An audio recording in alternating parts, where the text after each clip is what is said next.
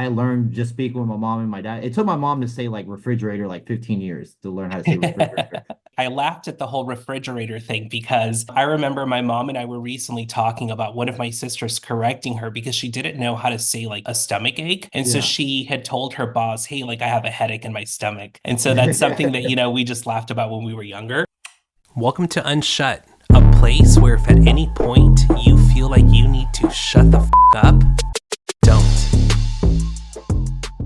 Awesome. How's it going? Doing great. Are you ready to get started? Yep, I'm ready to go. Perfect. Well, welcome, Jordi Alejandro. And I would probably butcher your last name. So can you tell everyone how do you pronounce your last name? It's just Pla. Is it short for anything or is it truly just Pla? It's just Pla. It's actually in Catalan from my grandparents are from Barcelona. So it's the Catalan last name. So it kind of describes the region over there as a plateau. So that's where the name came from. Very cool. I know you were one of the most sought out artists in the tattoo industry, and you've also been featured in the iconic Ink Masters. Does that ever get old to hear?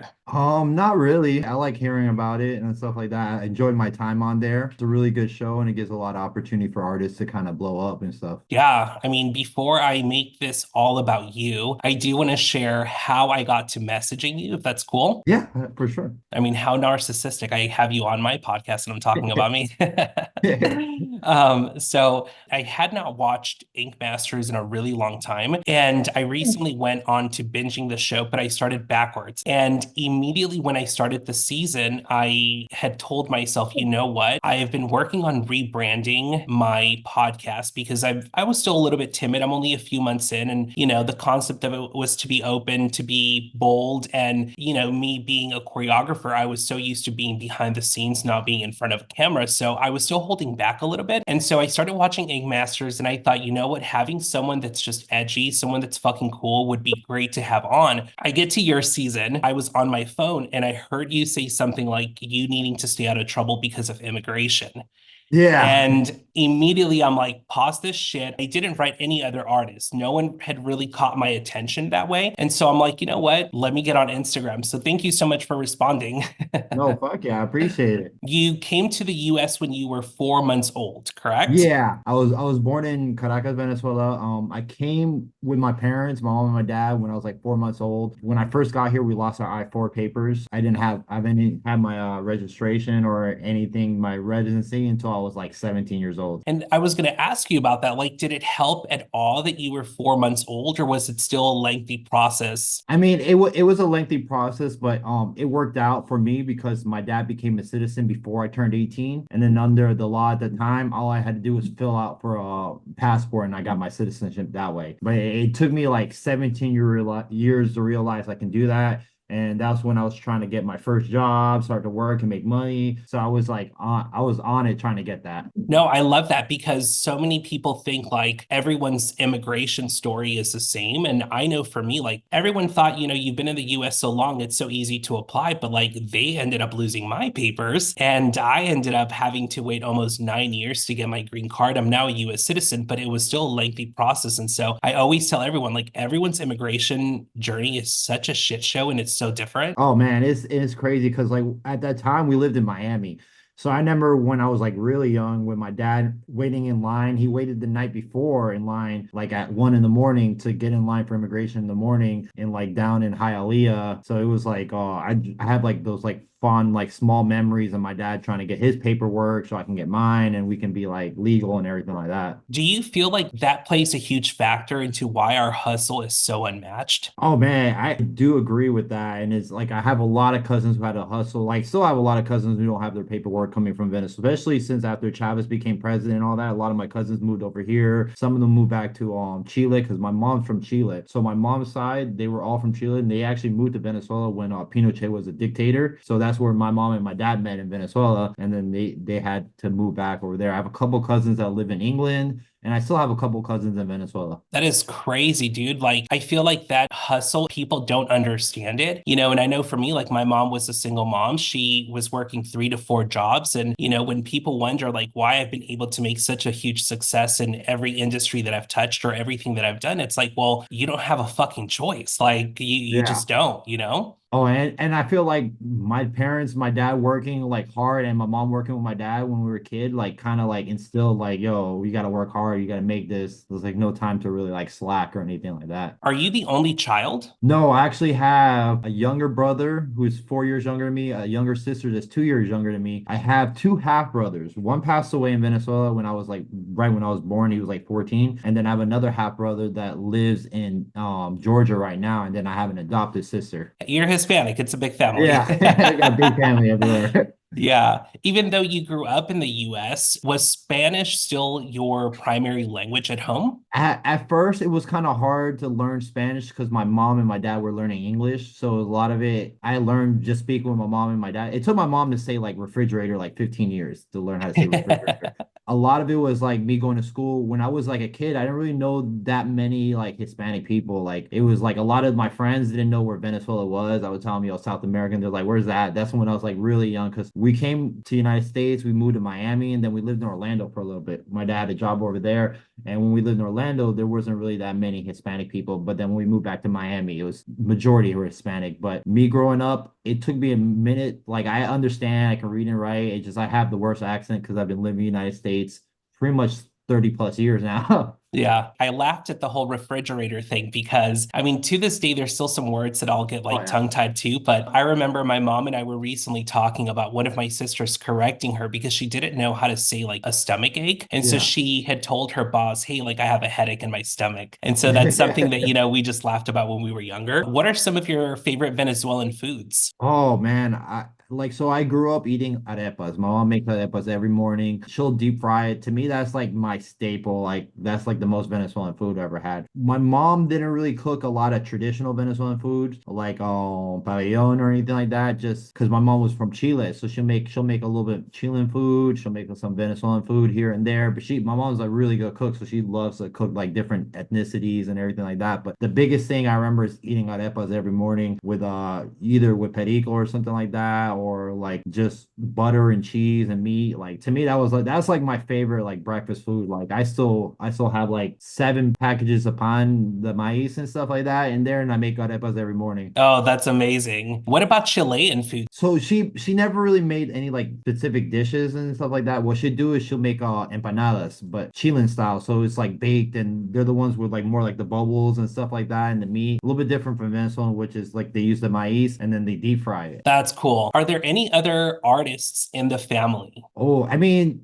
there's no one that does like art in the sense I did, but I got a lot of it from my mother's side because my mom, I remember when we were young and we used to have the room, she would draw us like Disney characters on the walls and stuff like that and have like kind of design. So that's kind of where I got my start in like liking art and stuff. But like I drew since I was like in third grade. I would draw like the first thing I used to draw was like because we lived at the time, we lived in Miami, but we used to live in Orlando for a little bit. So I used to like have an infatuation with like killer whales. So I used to draw Shamu and stuff like that. And that was like the first like memory of me drawing when I was a kid. That's crazy. I was doing some digging, and so I came across someone who I don't know if there's a familial relation to this person, but they own an art gallery. Do you know who I'm talking about? I mean, there's one because I remember there was this very famous artist from Spain, Jordi Pla. Because I remember him having like remembering that name because that's exactly my dad's name. My dad's also named Jordi and his last name Pla, but he takes his mom's second last name. So it's Domènech, which is another like Catalan like based last name. And supposedly he was like really famous artist because he never seen that name in his like art book when he was growing up. Oh, very cool. It's surprising, like the last name Jordi Pla or Pla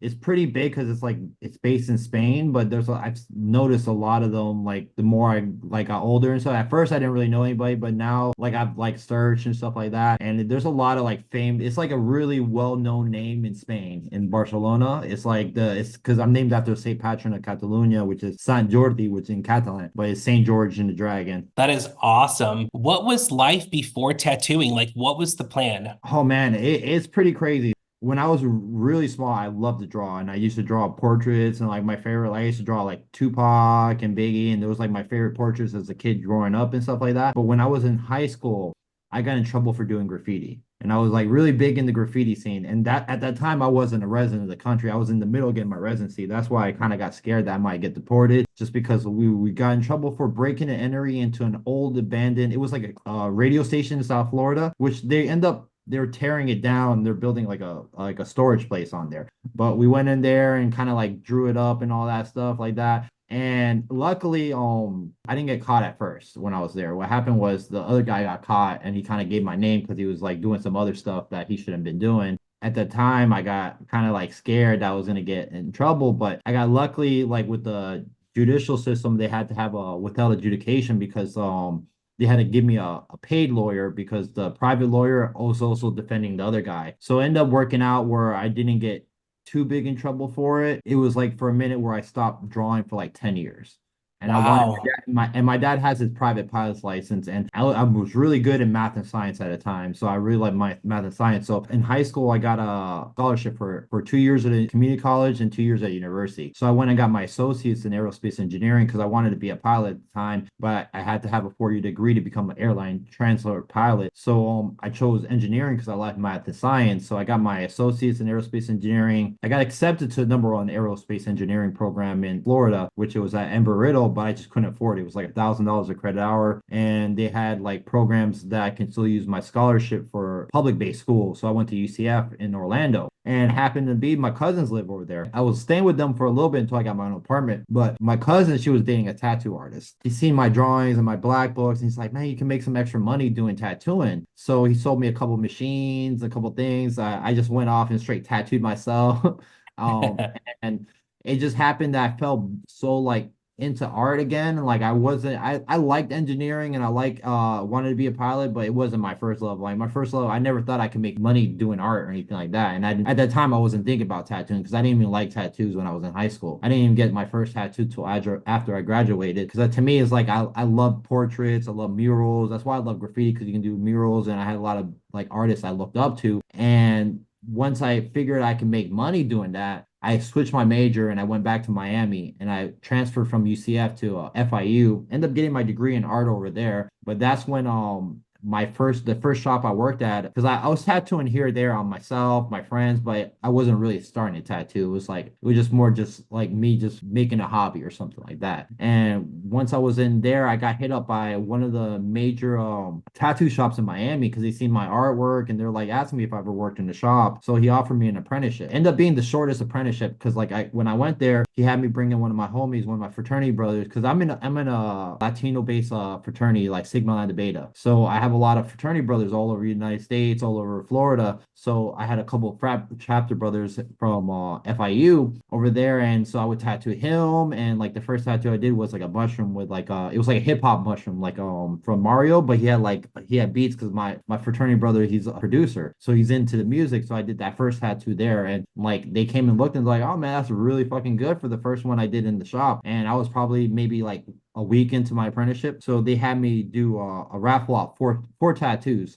And funny, they were all like Wu-Tang designs I did. And I did those four tattoos. And then like Chico came in from Chico's Mark for Life. He came in and he's like, man, that's really good. I'm gonna let you start making money. So essentially my apprenticeship was like a month and a half. That was just me there essentially learning how to be clean, cross contamination, making sure that I understand how a shop works. So that was my first time in like a shop environment other than me just tattooing at my room or something like that. So it was like a big difference me going into work into that shop there. And like luckily working with like Chico, he kind of got me to like these bigger levels because he started taking me to conventions. I did my first convention like 3 months into me tattooing professionally, and my first tattoo was my first tattoo award. After that, I didn't really make a lot of money back then. Like a whole week, and I would make maybe like $1,000 or something like that. For me, it was like a lot back then. It was a lot of money, and it was getting to see like my favorite tattoo artists at a convention and be able to like, yo, I can do this. From that point, that was like the first year, like probably 8 years ago, 9 years ago. That first year, he took me to 10 conventions, and like I just started killing it and killing it and killing it. And after that, each year was like a higher number of conventions and more conventions. And I started winning a lot more awards because I don't know, I took it like if I'm gonna like quit engineering and quit that degree where I know I can make money once I graduate. And I was like a year away from graduating. I took Calc 1, 2, and 3, differential equation, thermodynamics, statistics, statics for engineers, material science. Like I took like all those like heavy classes, but it wasn't something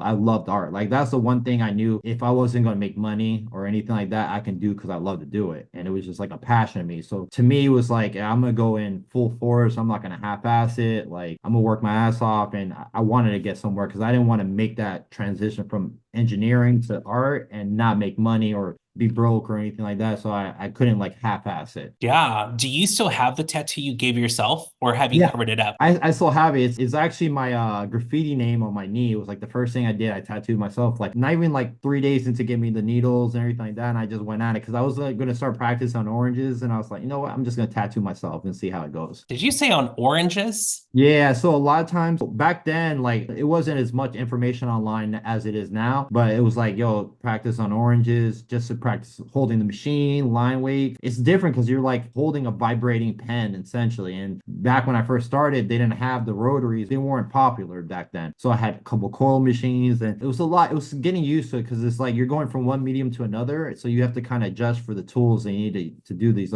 jobs and stuff. That is awesome, dude. I had no idea, and I've never heard that before. I have some tattoos, but I'm not like really big on tattoos, you know? So it's always fascinating to hear something that I don't know shit about, you know? Oh, and crazy because like in Miami, once they started doing that, because I've taught a couple people how to tattoo, and there they use pigskin, actual pigskin. They'll go to the butcher, get a little slab of pigskin, and they'll use because that's a little bit closer to like human skin than like an orange. Orange is mainly just you're kind of practicing and like figuring out how to hold the machine and how to get like the ergonomics right, so you're not like kind of like messing up or like scribbling everywhere and shit. Obviously, not to knock it. I feel like that's a good way to practice, but I feel like, you were like, I'm going all in. So listen, my Oh yeah. fucking knee is getting it. I'm doing it on myself. Oh no, yeah. To me, it's like once I kind of like commit to something, like I'm 100% like full force. Like when I started my apprenticeship there, I was still going to FIU. I was still taking art classes and everything like that. So I lived like probably an hour away. I lived in Broward County at the time, and I was driving like pretty much an hour every day, like 7 days a week. I was working in the shop 4 days, and the rest of the days I had my classes at FIU. So I was like constantly just driving back and forth like an hour just to go to like study and then do my apprenticeship.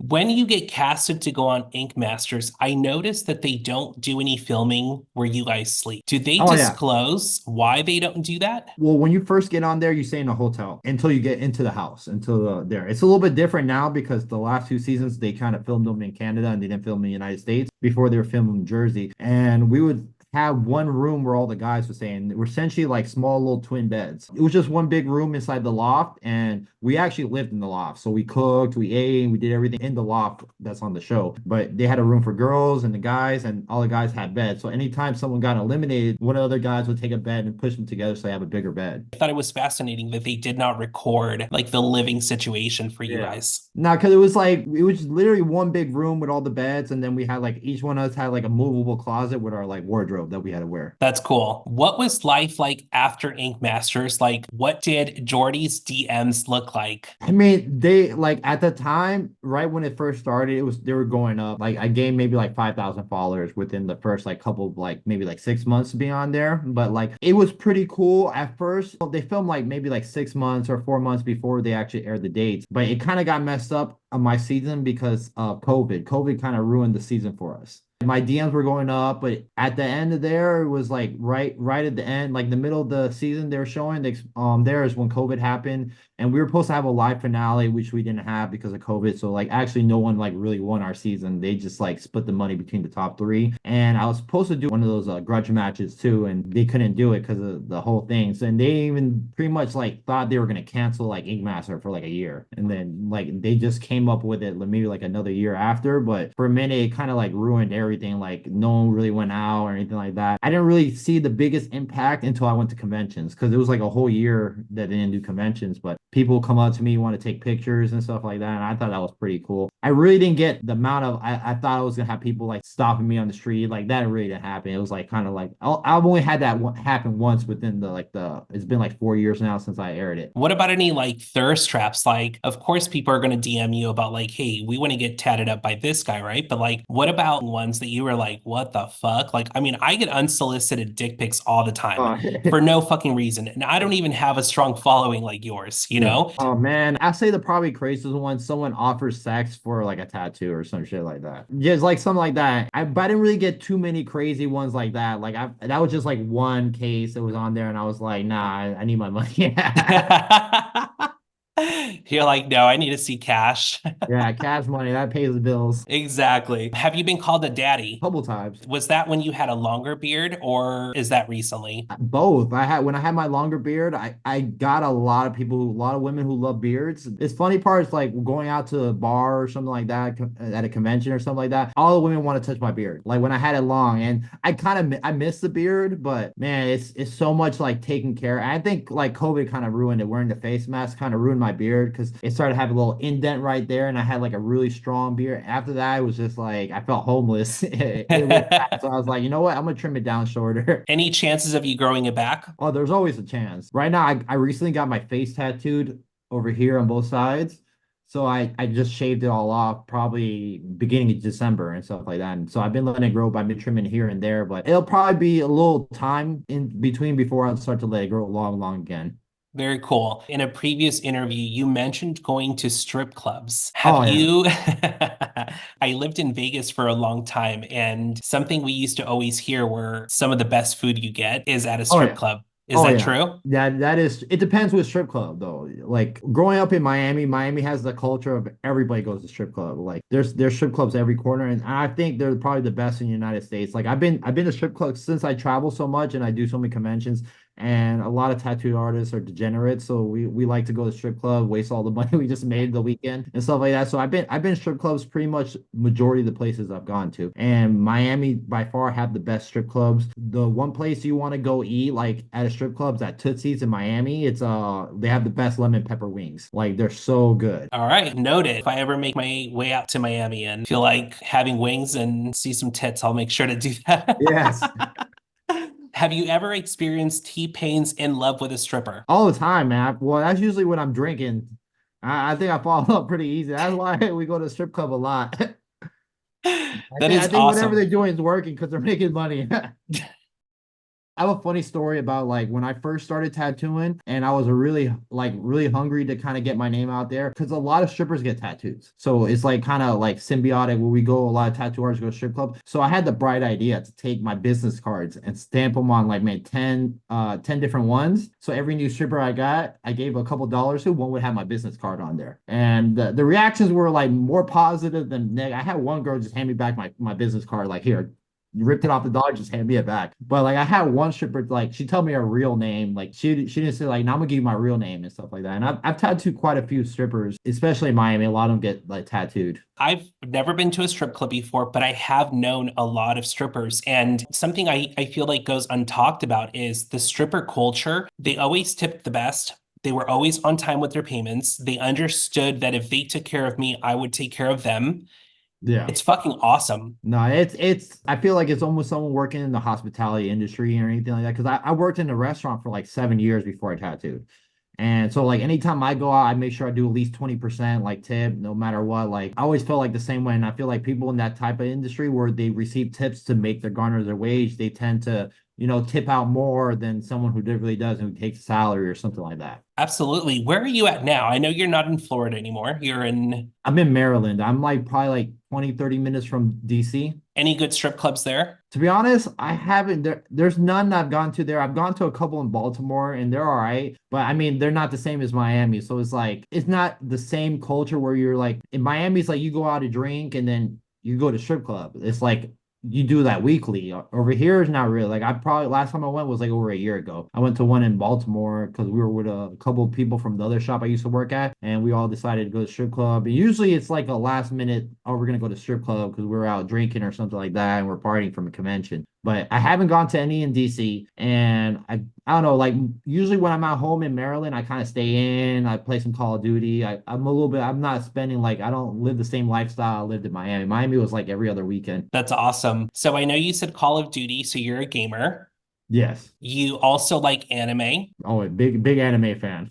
Right now, I binge watch like almost every like major series. Like I watch all of One Piece in like 6 months. Like at the point now, like I don't have any like series, any animes to watch, I have to watch every Sunday when the new episode comes out. Like before, when I was like I was binging watching, I would watch like 10, 15 episodes a day and get through it. But I really love anime, and like to me, it's something about watching something with the art. I learned a lot about the aspects of like color theory or anything like that, what things work with it, different ways to kind of there. And then I'm starting to tattoo a lot of like anime like tattoos, and it's kind of popular. They even have a convention in Richmond, Virginia, just for anime only. It's called Anime Inc. Are you going to be going to that this year? Yeah, I do. I do it every year. It's probably one of the best, well thrown like conventions, and it's not just for tattooing. It's like they have like voice actors that come over there. They'll sell like merchandise, and I usually stock up on like I have like a big collection of like pops and like statues and stuff like that from different animes and like Rick and Morty or stuff like that. And I'm also a big sports fan, so I'm a big Niners fan, so I have a couple like football signed jerseys. So I have a pretty big collection of like all that type of nerdy stuff. Is there anything that you collect outside of that that people would be surprised to know you collect? If they knew me now, they probably wouldn't be surprised. But like the probably the coolest thing I have in my collection is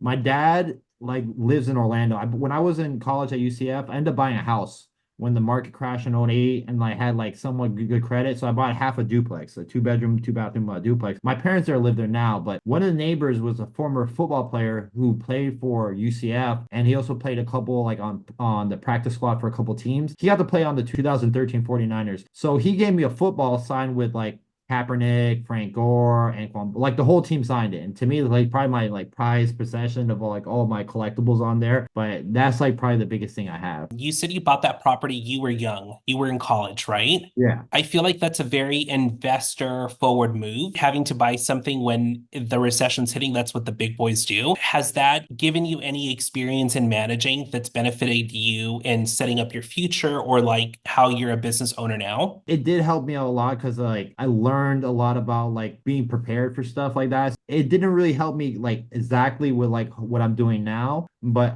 it gave me a sense where it's like I have something that I can save. Like the mortgage payments are like the low. Like it worked out for me at the time just because it was like the market crash. I was a first time home buyer. They were trying to get people to buy houses. So I ended up buying the house at like $40,000, and I only had to put down 1% or $1,000 or whatever was greater. So I ended up putting $1,000 down on it. But like if I owned the house for 15 years, I don't have to pay the 20,000 they took out for the second mortgage on there. Right now the house is valued at a lot. Like now it's like because I wanted to buy another house when I move up here, but it kind of like stopped me to like wait till the market's down, like kind of prepare and get in the right moment, not just to get it because I want it. Yeah. I mean, I feel like that's something with artists, whether they're recording, whether it doesn't matter what type of artist you are, setting up your future after retiring, because I feel like a lot of people don't talk about the fact that at some point, unfortunately, is going to come to an end, right? I know that for a fact, and I've been thinking about that for a while because I know for me to be tattooing at a high level, like I didn't start tattooing until I was almost 30. I'm 38 now, so I've been like 8, 9 years in the game on there, but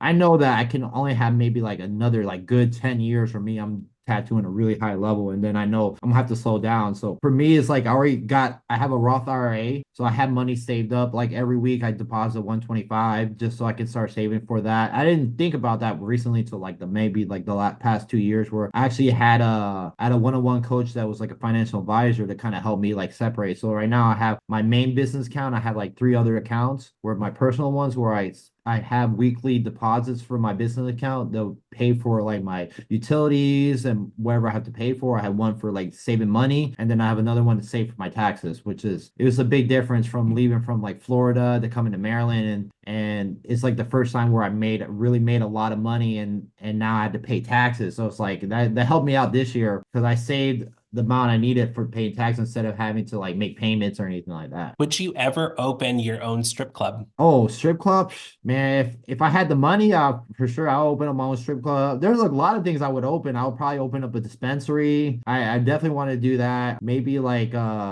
couple more I'm actually opening up a tattoo shop next month up here in Maryland, so I'm excited for that. But there's a lot of things I would do, like maybe like food place or something like that, because I love to cook. My mom loves to cook, so I have like a lot of recipes that she like kind of figured out and stuff like that. So I have a lot of interests, but I probably would like the biggest thing I would really want to do is maybe make like a dispensary, but it's also like a hangout spot where you can kind of go eat. I remember when I went to California and the first time I went over there and we ate at this like it was a restaurant, but you can like order bud right beforehand and you can smoke while you eat. And I thought that was like the coolest thing ever. I had a friend of mine who was talking about doing like a movie, like a movie theater where you can smoke while you're in the movie theater. I thought that was pretty cool. I have like a bunch of ideas I would do if I had the capital to do it. I can tell. I feel like I was watching an interview where you talked about like the flamingo concept, and I thought, like, bro, like this is what fascinates me about conversations with artistically inclined people because you don't know the level of creativity that just it's constantly running on your mind,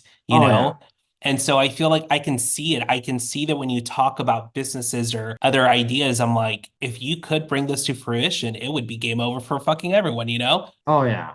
There's so many ideas I have in my head that I can, and there's it's usually ones I come up, and sometimes I'll come up with like derivatives for it after I started and stuff like that. Would you ever consider doing another reality TV show that was not tattoo related? Yeah, I would definitely do it. I mean, to me, the hardest part about doing Ink Master was like, because I'm not the really type of guy that likes to talk shit. So I'm not really I don't like to talk down on people's artwork and stuff like that because I don't know, I don't like anybody talking down on my artwork. I if I do something, I'll be like give some positive and some negative that I feel like can get better. But I don't like to talk down because I know that's like people's hard work and stuff like that. To me, that was like the hardest part. It was like trying to be witty and like talk shit at the same time. But I mean, I would love to do another like fucking. I like the whole experience. Like to me, like the Ink Master experience was fucking awesome and stuff like that. And it was like a really cool different time and kind of do something different like that. So I would definitely jump on any other show, long as it doesn't seem bad or anything like that. Or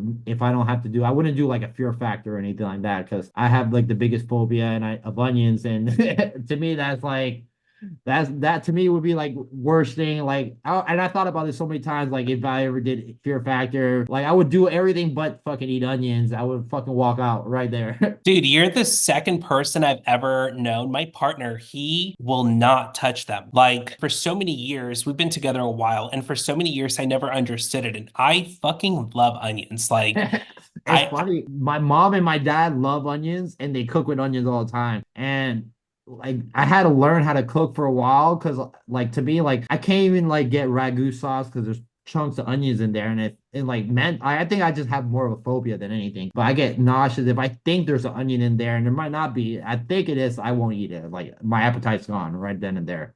for so many years, I wondered, like, what is it about onions that just freak you the fuck out? But then finally, he told me that cooked onions to him made him think of like worms, like Oh, something nasty. And so ever since he thought of them that way, he will not look at them, he won't touch them, he won't eat them. That is so random that you're the second person I know that just does not fuck with onions. yeah, it's like 100%. And the crazy part is like I joined my fraternity, and one of the things we had to do was take a bite of onion. I had to fucking do that shit, and that shit fucking it was like one of the worst experiences. Like, and I think I got traumatized from my grandmother when I was really, really young. She made like I got sick or something. She made this onion broth for me to eat, and it's like from then I was just like, nope, fuck that shit. And it's bad because I can't eat chives, no scallions, no shallots, none of that. And I worked in a restaurant for a while, so it's like to me that even working with them makes me nauseous. Have you ever tattooed an onion? No, but it was funny because like one of the tattoos we had to do was food related. The one I actually got eliminated on the fucking pig one. I had like once they say it was food, they were like, "Yo, you better hope there's no onions. We're gonna make you do the onion one." Because my team wasn't picking who's gonna do what. And I thank God I didn't have to tattoo onion because I had to sit there and look at it and then tattoo it. That would have been terrible. Yeah, that's funny. Totally random. How do you deal with nasty body odor when someone comes through the shop or when you're doing conventions? I haven't really had too many like that. Like usually people come in, they'll come in like on good hygiene and stuff like that. But I mean, I don't know. If it was me in that spot, like getting tattooed and I smell bad, I wouldn't want anybody to like kind of call me out on it. So I try to just ignore it as much as possible, and I won't call anybody out on it because you never know what it could be. It could be from anything. So I think that's what I like about you. Like you're so edgy,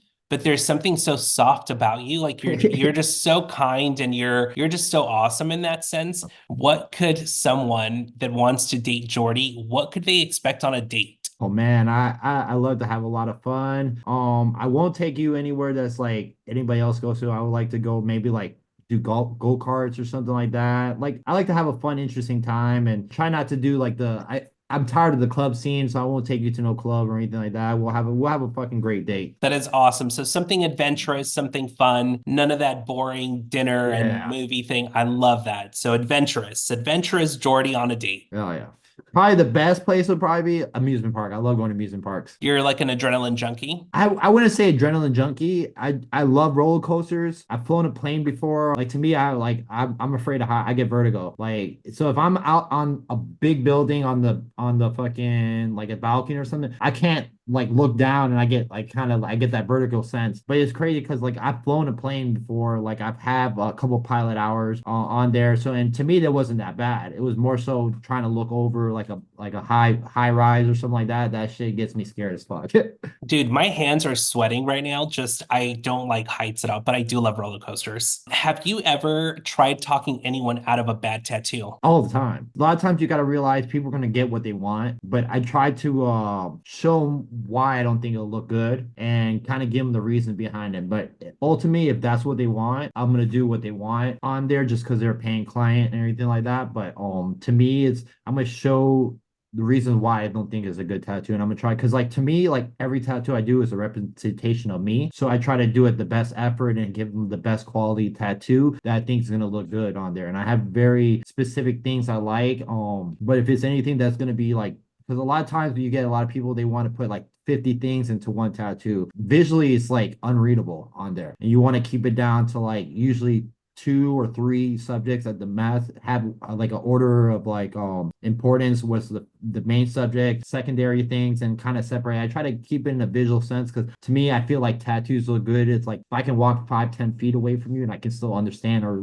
still see what the tattoo is, to me, that's a well done tattoo. That's awesome. Do you disclose to your clients body parts you do not tattoo, or does anything go? I mean, anything goes on there as long as they're gonna pay for it. The only time I do discourage certain body parts is based on the design. If the design is like a portrait, I'm not gonna put it on the front side of the arm because what happens is it's a 2D image that goes on a like cylinder, so it makes the face thinner and it distorts how it looks, and it's not gonna look good. That's usually the only time I'll be like, yo, you should move it somewhere else just because this is not a good spot for that tattoo, but never because like, oh, I won't tattoo someone's butt crack or something like that. Like I really don't care about that shit.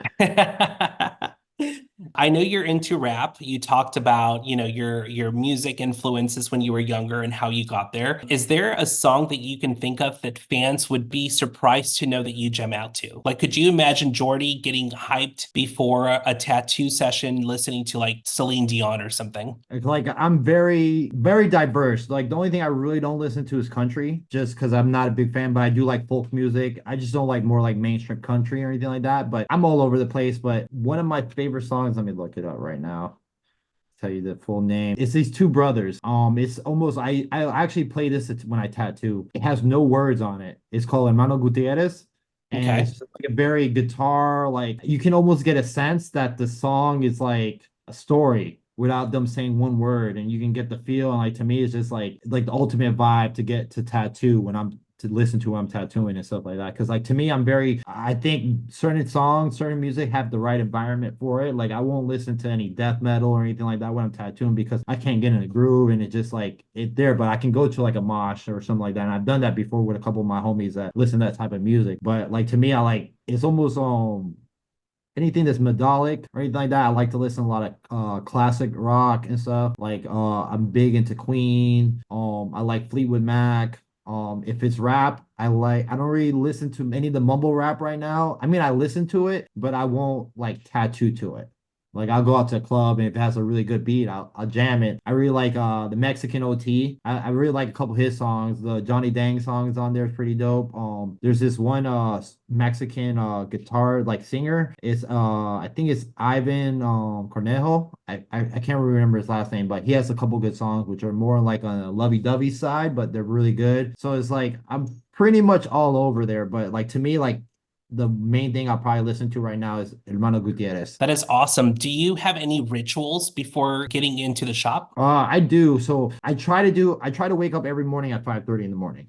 And usually I like to do is I'll wake up, I'll walk my dog. I have a all black female German Shepherd. She's like 8 months, so she's like very needy right now. But I'll wake her up, walk her for a little bit, and I come in. I try to read ten pages on a book. I just read Atomic Habits.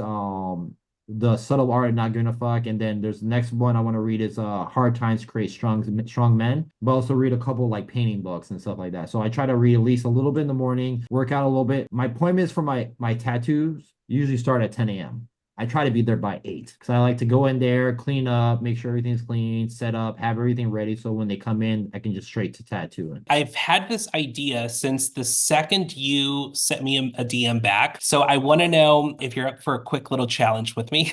All right, I'm down. All right. So something I wanted to do with you is scoot back some and do an air drawing, something simple, nothing too extravagant. But what I want you to do is I want you to give me a little design like on the screen, very slow. Again, nothing too crazy, but something that I can trace after this episode is done recording. All right. All right, let me see. What can I draw and design? And that's it. I wanted to kind of just do a little bit of a challenge where I'm like, all right, I'm going to try to pick up on when you would pick up the finger, see if I can trace it, follow along, and I'm going to shoot it over at you and just to see if I was even close. And honestly, if I fuck it up so bad, it's really just for us anyway. I mean, I'll probably post it on my story just because I think that's fun, but Oh yeah. awesome. Well, thank you so much for taking your afternoon to start it off with me. And your dog is beautiful. Wanna say hi, Rukia. Come say hi. Oh my Say hi, gosh. Rukia. Who's your good girl? She is so cute. And she didn't bark, no bugging or anything, right? Nah, she was being good. So sweet. Awesome. Well, before we wrap it up, can you go ahead and tell everyone where they can find you on Instagram, where they can do bookings with you, all those good details? All right, you can find me on Instagram at Jordi, Jordi_M4L. And also you can book through my website is JordiPlaTattoos.com. Just fill out a consultation form and it's gonna get sent to my email. My assistant will get back at you. Amazing. I hope you enjoyed yourself. Awesome, I did, man. Thank you for inviting me, and it's my pleasure. Thank you so much. Awesome, man. You have a good day. Awesome. You too, Jordi. Take care. Hey, if you've made it this far, don't forget to follow the socials on the screen or in the description below. And don't forget to subscribe to this channel. See you next week.